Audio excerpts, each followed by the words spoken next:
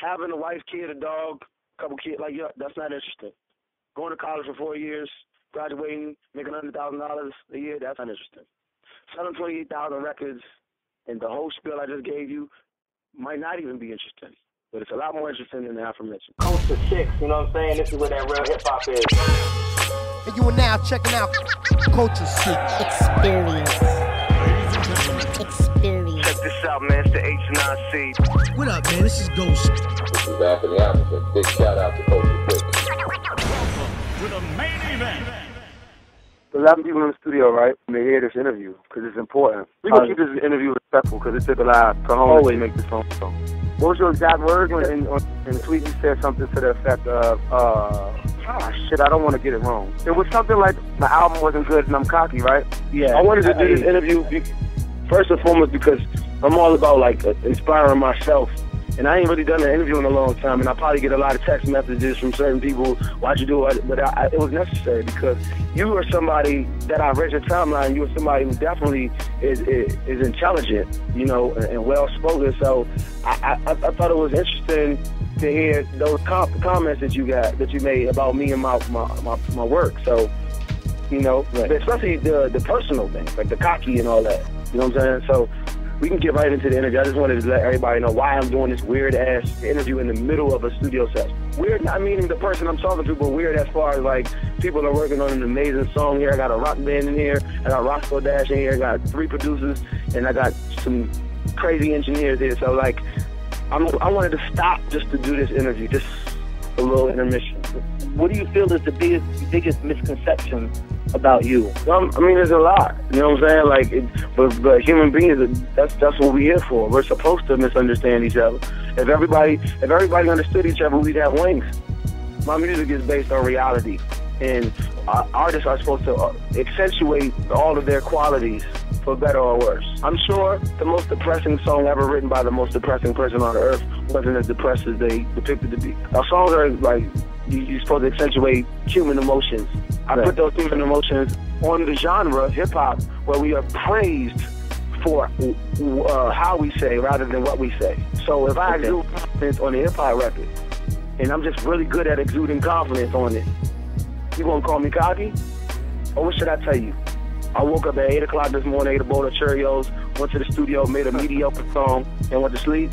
That what the people would prefer, you think?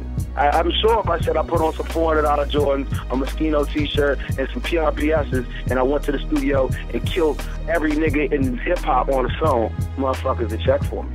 I'd get close to $1 million followers quickly. It seems that fans and people I see on Twitter, they really have exceptionally strong opinions of you.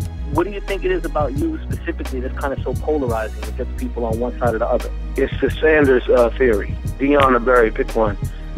People love Barry Sanders for doing what? For damaging his body for the Detroit Lions for 10 years. And when he walked away from the game with both of his knees intact, I heard the worst things from people from that area, all the Lions fans about him.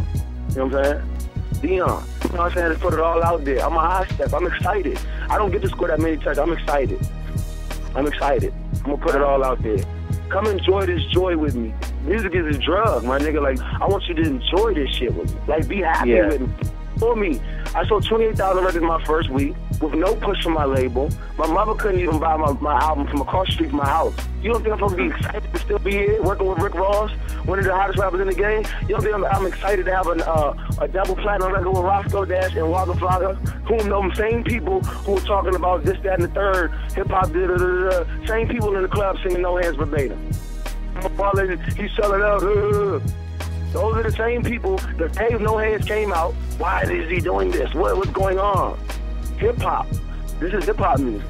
And my message statement is to never dumb it down, but never overthink it. Do you think that people are overly critical of you? Do you think that their expectations are too high, or that they... Listen, let me tell you something. I literally, in real life, and like literally, physically, I can touch, feel, and everything, in real life, live 10 minutes away from the President of the United States. I'm the only rapper. Our sports teams ain't doing too well. I know the target is on my back and on my chest. Next question is, do I give a fuck, and how much do I? If so, you gotta have a target. I wasn't talking like this before because it's like, you know what? Let me just keep some of my feelings back But that ain't having ambition, you know what I'm saying? The night of, it might have been last year, it was one of the BET Awards. That night, I sat in my hotel room, and I didn't sleep. I knew I was going to leave Interscope. You still with me? I'm hearing it. I'm hanging on all them words. So, speaking out, why? like, you know, Why are you hanging on my words? Why are you hanging on my words right now?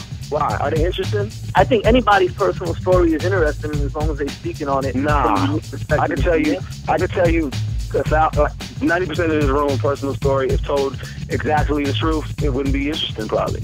Having a wife, kid, a dog, a couple kids, like, yeah, that's not interesting.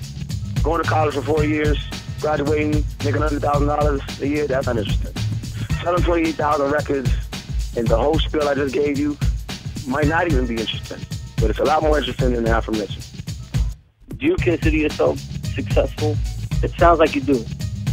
I obsess over success, and I'm not there yet. What is success? What's your personal definition? I know the bum standing under the bridge on New York Avenue in D.C. might feel successful some days. It has nothing to do with personal wealth, how much pussy you get, how much money you got. In my mind, I have an unexplainable goal that I have to reach, and I won't know it till I'm there. When I'm there, I'll know, but it's just not now. I can't define what successful is. The day I can define successful, a blind man can describe what yellow looks like. How close to fulfilling your potential were you on Attention Deficit? Like, if your talent is a 10, where was that album? How reflective of your talent was that album? Albums are like it's just about to sound so cliche rock star, but albums are like journal entries. I just wrote down what I'm feeling. So who the fuck is anybody to tell me that what I'm feeling isn't, you know, conducive like to like life? Like, it's conducive to my life. Now to know I really went in a bathroom and seen girls doing blow. I wrote about it. Like the here it go. You know what I'm saying? Right. Be chilling. That was my shit. When I wrote, I was feeling it. Like, that's what I was feeling. And I'm doing the same thing with this Ambition album. I'm putting everything that I'm feeling right now. But I'm older now. Like, I wrote that album. I wrote Attention Deficit like 3 years ago. But, you know, when you're talking about music, you're not just talking about the words and the feelings that you write down. You're talking about how you put those feelings down behind the music, how you craft it and craft the song. And when you listen to Attention Deficit right now, was that very reflective of your talent? With all due respect, and I say this with confidence, because I know there's a thin line between confidence and cockiness. That's why we're on the phone right now. You're going to hear Attention Deficit tomorrow, or sometime after this interview, and you're going to hear 3 or 4 things that you didn't notice. And I promise you that. I think that's what good music is. So you feel it was reflective of your talent level? I have no reason in my mind to believe that if some of them records got the exposure. I got to do a video for 90210 now. And everybody would think it was, like, these people that came on board recently would think it's a new record.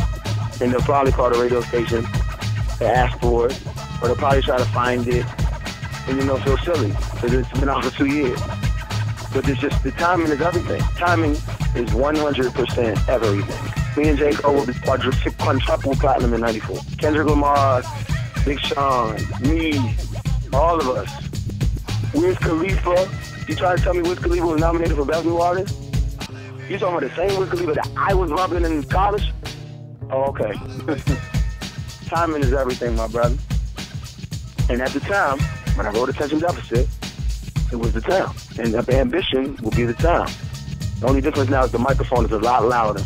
You mentioned 90210. You had that, Shades, Diary. I mean, you had some very lyrical. Was that cocky back there? Now, I listened to the album. I didn't get the cockiness sense too much when I listened to the album the first time. I mean, I was really just starting to check your stuff. So what did you think? My personal opinion, I wasn't very impressed by the album. Good. I'm glad though, because the album probably wasn't for you.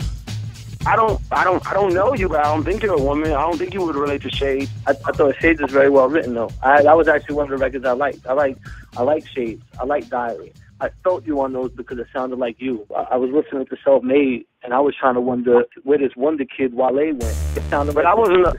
The Wonder Kid Wale, the Wonder Kid of Wale hadn't been born yet, because apparently my first effort wasn't, you know, to your standards and to your liking. And what you got to understand in hip hop, when did you ever hear Biggie rap like how he rapped on Notorious Thugs? On Notorious Thugs, right? So, if in fact.